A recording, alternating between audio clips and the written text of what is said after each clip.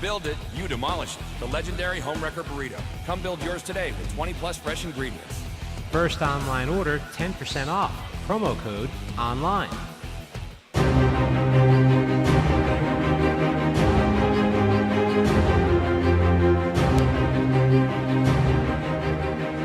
Good evening here from Raleigh, North Carolina, here at Moe's Cameron Village, alongside Coach Mike Gazzillo. This is Over the Boards, brought to you by Moe's Cameron Village at moescatersraleigh.com, or call it 919-999-3999.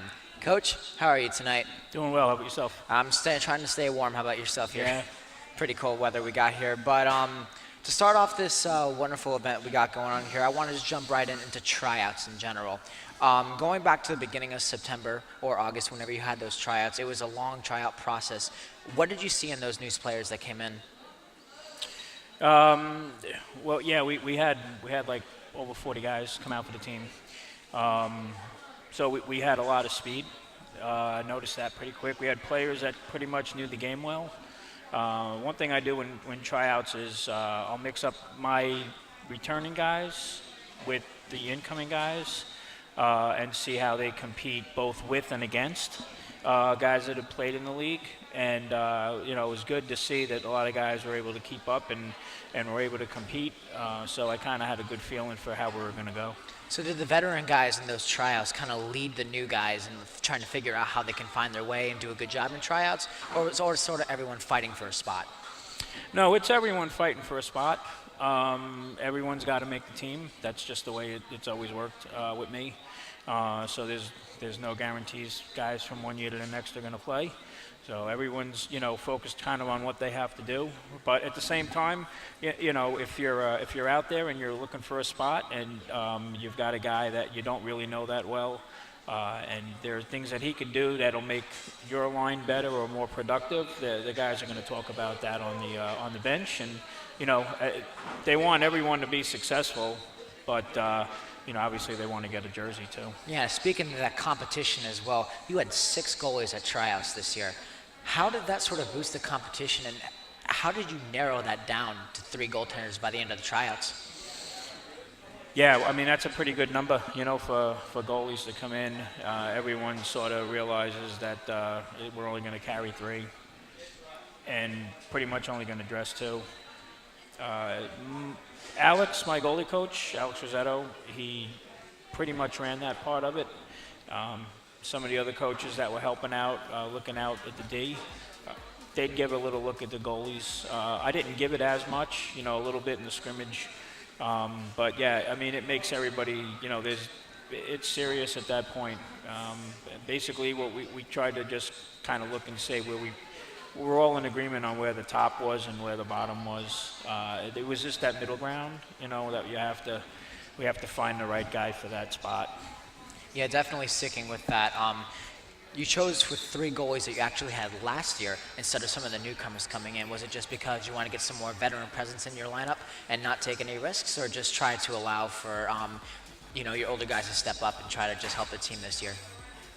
No, it came well. So Joey was part of the team last year, right? Josh was not. It was pretty clear on the first day that they were 1 and 2. As far as Ian goes, we had I don't want to call it a supplemental tryout, but we brought Ian and 2 other guys back on the following Tuesday, and we kind of made our determination on the number 3 goalie from there. So quite frankly, it had nothing to do with Ian being on the team last year. We just all agreed we want to take the top 3 guys.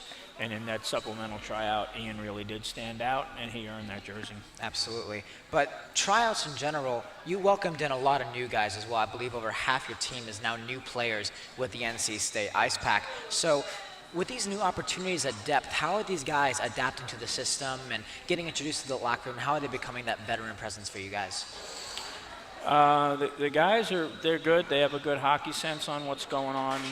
In some cases, some of the guys knew some of the guys that were on the team, so it makes it a little bit easier. The locker room, I don't spend a lot of time in there. It's kind of their space. Before a game, between periods, that's when we go in. But other than that, you know, I do check with my captains to make sure we've got no issues, and we have no issues. From what I see, they're all good character guys on the bench, you know, when things are going well, when things are not going well. So I think, you see, the thing is, the guys who are the upperclassmen, they set the tone because the guys that are coming in, they don't know one thing from another, right? So they'll hear from me, they'll kind of know where I'm coming from on things. But as far as how things run in the locker room and on the bench and, you know, as we play, as we practice, that's going to come from the leadership. So if the leadership, Sam, Luis, you know, some of the older guys, is strong and they set the right example for these guys as they move up and become upperclassmen themselves, then we'll just keep that tradition going. Your decor as well. Your decor is now filled with, I believe, over half of new players.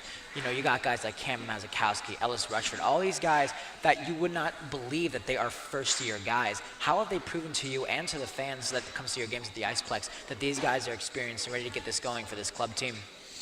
I mean, I just think that their ice presence alone speaks for itself. You know, they come down and, you know, they've got good hockey backgrounds and they know the game and they're very coachable guys and, you know, they want to do well because, you know, obviously there's a defenseman or two that isn't sitting, that isn't playing each game, that's sitting, and nobody wants to be in that spot.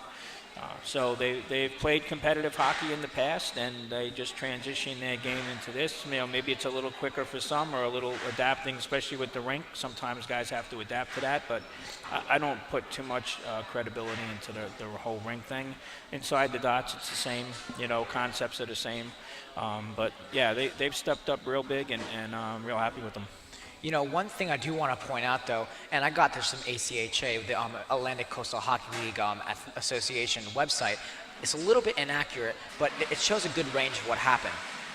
Your defense combined has just about as many goals as forwards do, and that kind of speaks on multiple levels. So how important is for you and your coaching staff and really the team as a whole that your whole team gets in on the scoring game and not just guys like Sam Benishevitz and Luis Jimenez? Yeah, I mean, and that's what's really going to make us successful, right? I mean, you can't always rely on Sam and Luis to do all your scoring for you. We need to get the puck from the blue line. The guys at the blue line know their job is to get the puck to the net, and if it goes in, that's great, but at least it creates some other opportunities for the forwards. Some of these guys got really good shots, and they put themselves in good positions to get good shots, and they take advantage of it, and I'm all for that. So I think it just kind of spreads around our depth as a team, and you know, guys don't necessarily feel we can only worry about, you know, getting the puck to one or two guys. They know if they get the puck to the point, we're going to do some good things with it. Now, looking at Wake Forest, your first exhibition game of the season, you guys came in, did a great job, won 6-3. But it was an exhibition match. It wasn't for any points in the conference. It wasn't any points towards the championship in February. But it set sort of a tempo for the rest of the season. How important was that first exhibition game, that first win rather, to get that win there? I mean, it was huge, even though it's an exhibition game. You know, a lot of guys, it's their first chance to get on the ice with a college team and play. You know, for the guys that were here last year, they know Wake Forest had a really good year. You know, they were first in our division. So they beat us, so we don't like that, right? So we want to let them know that we're still around. It's good for the morale of the team. Again, exhibition. It's not like we sat our better players and played other guys. We went with what we thought our team was going to be going into the following weekend, which was I think our trip up north. So I think it was a great win, and I think it was good for the guys, like I said, for morale, and it gave us a lot to look at as far as coaches go, because we saw what some guys can do and what we expected and what we didn't expect. Another thing, too, is like you were sort of bouncing up. You said there's learning lessons as well. Discipline has been a factor since the very first game of the season, going all the way back to that first game against Wake Forest, the exhibition game. Have you seen the discipline improve in your team as much, or is there still some room to grow about where, you know, players need to place their stick and things like that? I would say, as far as discipline, you're talking about penalties, or you're talking about? Yeah, I'm talking about penalties in general, because penalty minutes do seem to stack up quite a bit. Yeah, we've had some conversations about that with a few guys.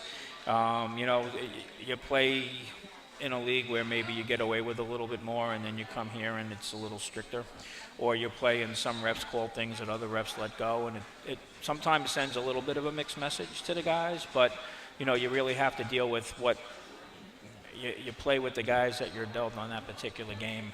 So we've talked about being more disciplined, not putting the team down. And as far as like discipline, as far as stick positioning and things like that, you mentioned at the end of the question, that's something we continue to work on. So I think it's gotten better. Is there room for improvement? Always. Yeah, absolutely. Sorry, I didn't know if you were I down got you. there. Yeah, no.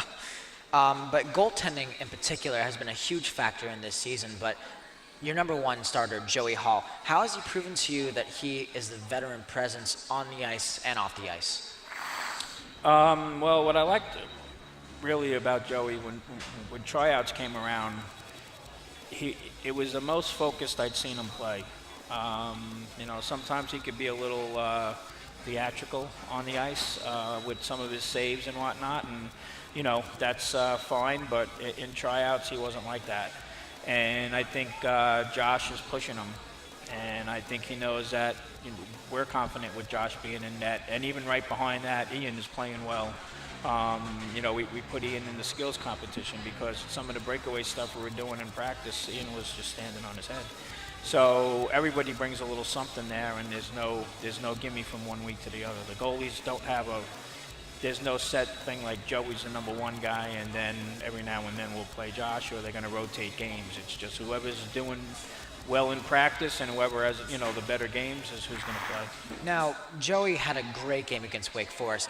Going on that first road trip, probably not as good as a game as he wanted to have, or you wanted to have with the team in general. So do you guys talk to him at all to try to talk to him about forgetting about these bad games, or does he just kind of have a system in his own head to try to bounce back from these games? Alex will talk to him. I don't really get too involved with that end of it. Joey's been around long enough that he has his game prep and he has his post-game, assessments of things, and the guys in front of him got to play because that helps him play better, right? So as far as that goes, I know Alex and him talk at practice. They talk between periods sometimes. Alex doesn't want to fill his head too much with this because he just wants him to go out and play, but he'll give him the important things. And, if there are any issues, I'd know about it, and he hasn't said one word to me about it, so I'm assuming everything's good. Now, finally, before break here, I just want to talk quick about Josh Kanan. You throw him in on the second game of that road trip, and he still had a pretty good game, considering the score-wise, but that proves that you have a little bit of depth on goaltending level. Can you speak on that a little bit about how Josh Kanan proved that you can have a solid 1-2 punch in net? I mean, Josh has been playing real well, and started in tryouts and in practice. Millersville, we had some penalty issues, right? It's kind of hard to play when you're down all the time. So we had at least a period of hockey that we were down. Sometimes 5-on-3. So it's not really fair to him to assess based on that. But hey, he was on the road. It was his first game, so you got to factor that into it, and I thought he played really well. We were all happy with what he did. So we're happy, and like I said, he's playing well. He knows he's playing well. He knows we're confident in him, and it's giving Joey a little push. All right, we're going to take a quick commercial break here at Moe's at Cameron Village here for Over the Boards with Coach Gazzillo. We'll be back shortly for more in-depth analysis about the road trips and, of course, the Backyard Brawl, which is coming up on November 20th against UNC Chapel Hill. And that'll do it for the daily. Make sure to like us on Facebook, follow us on Twitter.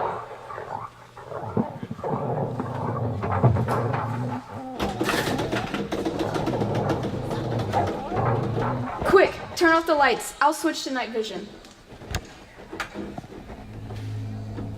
Let's go check it out.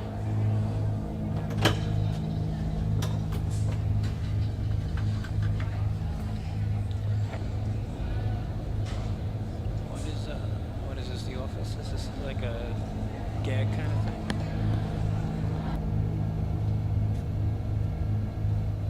What happened?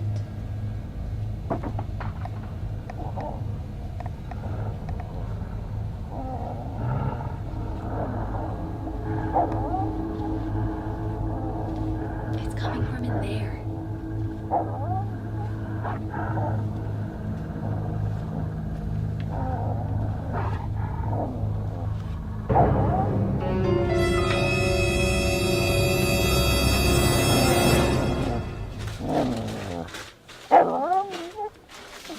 Mr. Wolf.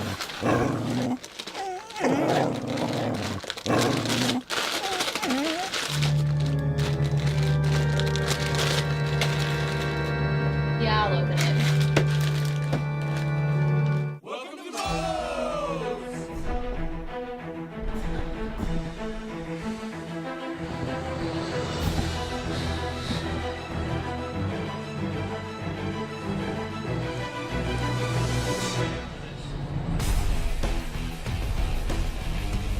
We build it, you demolish it. The legendary Homewrecker Burrito. Come build yours today with 20 plus fresh ingredients. First online order, 10% off. Promo code online. All right, we welcome you back here to Moe's at Cameron Village here in Raleigh, North Carolina. It's brought to you by Over the Boards here with Coach Mike Gazzillo, brought to you by Moe'sCatersRaleigh.com, or you can call it 919-999-3999. Now, Coach, I want to get in quickly here about the Stephen Russell Memorial Tournament, a tournament which you went 2-1. The first opportunity, 4 points there, very crucial, and you started the tournament against Virginia Tech, a team that you wanted to do well against, who's also very decent. They went 7-20 last year, not the most aesthetically pleasing record, but still they looked pretty solid in the game as well. But for the first 3 points of this tournament, how important was that game to you guys as a whole? Yeah, I mean, those, again, like you said, those are the first 3 ACC points that were first ACC points we were going to get. So we wanted to get a good start. We had a good start against Wake Forest. Not so well on the road trip, so time to reverse that. So guys came out and, you know, they showed they wanted it. They played real well. They played real strong. Virginia Tech's a very good team. So I was real happy with that game and that win. Now, in the game against Virginia Tech, a couple of things that at least I saw and maybe some of the fans saw as well. There was one period that you guys did exceptionally well. I believe it was the second period, but the first and third periods looked kind of flat. Talking about kind of starting and finishing in general for your teams as well, how important is that start to the game and finishing off the game strong? Yeah, I wasn't too happy with the first period in that game. I'm not a big fan of slow starts. We need to be going out of the gate, and we need to be going hard every shift. We need to be winning our shifts. We weren't really doing that. You know, I think the things we talked about between periods kind of showed themselves. In the second period, guys came along pretty good. We had a much better game. Then towards the end of the game, you know, it gets a little, you know, I think the guys kind of know they're probably winning, and they got another game tomorrow, and they got another one on Sunday. So conserve a little energy.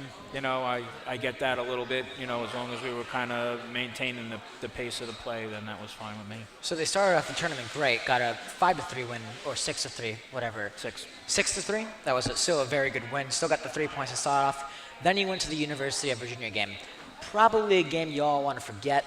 I'm fairly certain it was a 6-1 loss, and I hope that the players didn't do anything besides just kind of have a little bit of amnesia just to try to forget about that.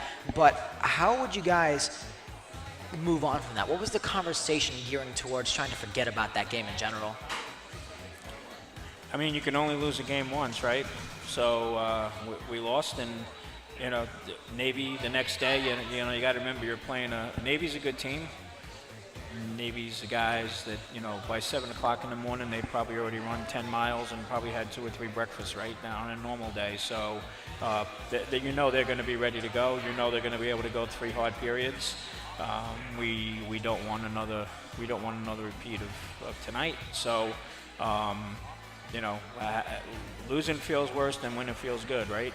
So let's get back to a good feeling. And I think they had a good game against Navy the next day. Absolutely, and going into that Navy game as well, the game in general was outstanding. You guys got out to that very strong start, played solid throughout the full 60 minutes. So what was the message that morning? It was a 7 a.m. start. You know, I was running on 1 cup of coffee announcing the game, but you know, your guys had to run on whatever they decide to drink in the morning, hopefully just coffee.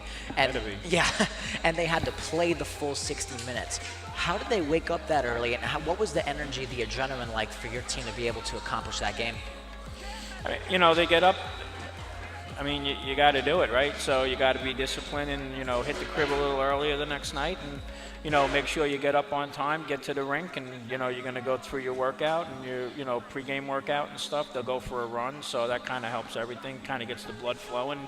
Everybody gets together. They get into the, you know, the spirit of the game, and, you know, I think they're ready to go at that point. So coming off of that great game, you know, momentum carrying into the next game against Duke University. Now, Duke University has had some scheduling problems and problems with players coming to play. And I remember at the tournament, I believe I saw 8 players from Duke play against that one game. I believe it was against George Washington.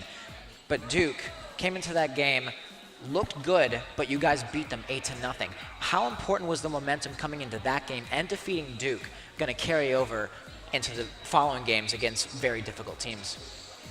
You know, the thing about, well, I mean, realistically, you know, that was Duke's full break, so they knew they were going to be down a bunch of guys, and, you know, they didn't travel well that weekend, and that's the way that went.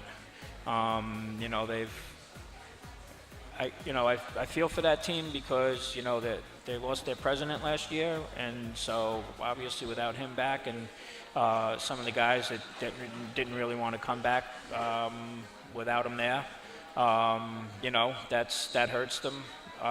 Their scorer got hurt the night before we played them against Charlotte, so they didn't have him there. So, but you know, as far as our guys go, we just, you know, it's important to go out and if they have a short bench or, you know, the score's going one side or another, let's just focus on the things that that'll make us better. You know, the passing, the teamwork, you know, the short passes, you know, the communication, all those things. And, you know, the guys went out, they stayed focused, and they, you know, they did a good job, I thought. Now, this past, I believe it was Friday, Thursday, actually. The team traveled to Winston-Salem to play against Wake Forest University in a rematch of that very first exhibition game, and you guys won, I believe, 6-1 or 6-1? 6-1. It was an outstanding game. Your team played very well, but kind of talk to us a little bit, because it was 2 weeks since the Duke game. You guys were off for a very long time. A couple of guys played in the alumni game, but that still wasn't true game day kind of feelings and emotions. So what can you speak about that rematch in general, how you guys were able to operate after 2 weeks off? You know, they played well. We did some scrimmaging in practice, which I normally don't do, just to have them keep their game legs. We did some small games just to work in confined areas to try to keep, you know, that part of their game going.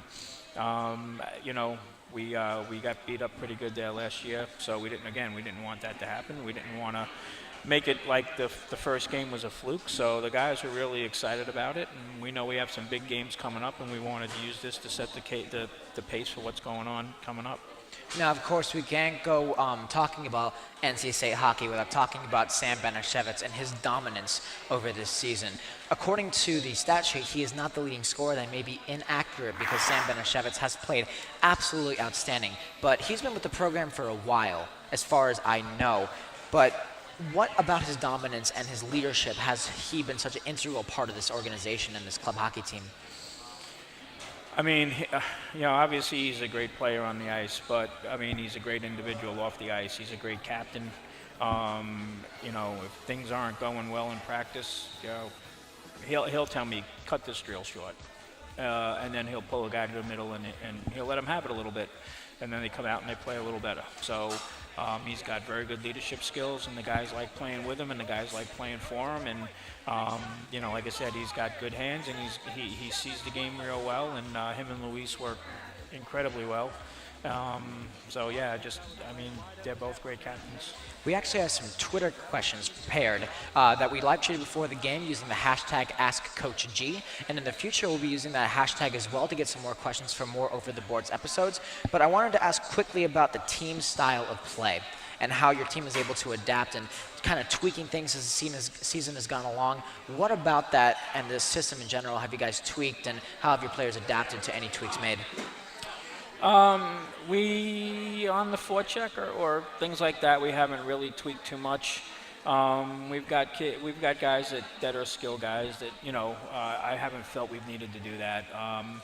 Tim Healy's, I've turned the penalty kill over to him, and he works with guys specifically on that while I work on the power play, and then we kind of throw it together.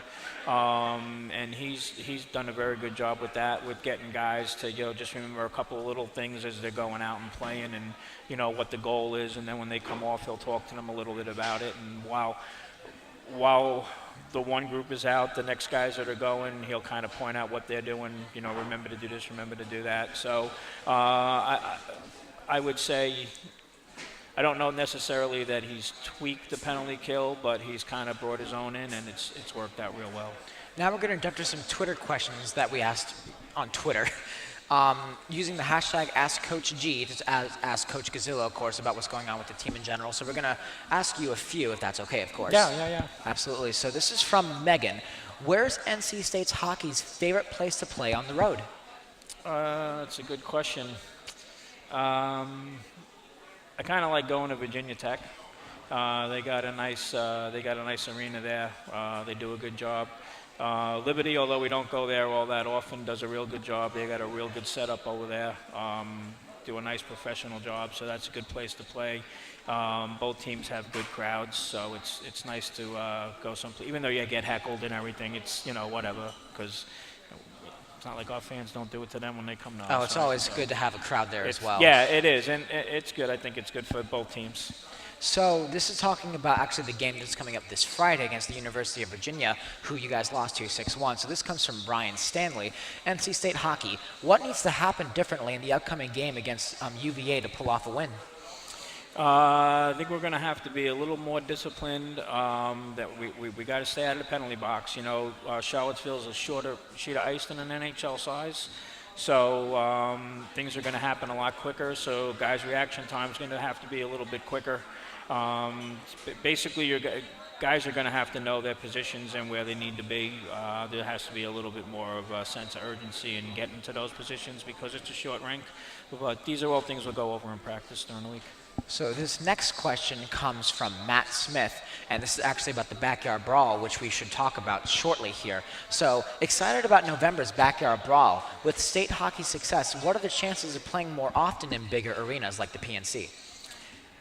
That question comes up often. The question I think there would be, how are we going to fill it? Having almost 6,000 people there last year, and we filled half the lower bowl, and the goal for next year, or this game coming up in November, is to fill the whole lower bowl. I don't know if we can sustain that every game, every opponent. Some opponents draw a lot more fans than others. So it also costs a little more money to put on a game there. So I wouldn't be opposed to trying to do 1 or 2 games there a year, and if it works out, then maybe we can kind of expand to 3 or 4. But the other thing is the availability of the PNC. It has to be there. If the Muppets are in town or something, they're going to get the ice over us. So that's a logistical problem too. And the Backyard Brawl this year, of course, is on November 20th against University of North Carolina, Chapel Hill. It'll be a nighttime showdown, and I'm not exactly sure of the time. 7 p.m. against the University of North Carolina at Chapel Hill. We hope to see everyone there. It's going to be a lot of fun. There's going to be food and games, live game entertainment. It's going to be a very good experience for NC State Club Hockey. And this will be it for this episode of Over the Boards with head coach Mike Gazzillo here at Moe's Cameron Village at Raleigh. I'm Zach Salwaye, and of course, this is Coach Mike Gazzillo. We thank you for joining us today, and we look forward to seeing you next time here on Over the Boards.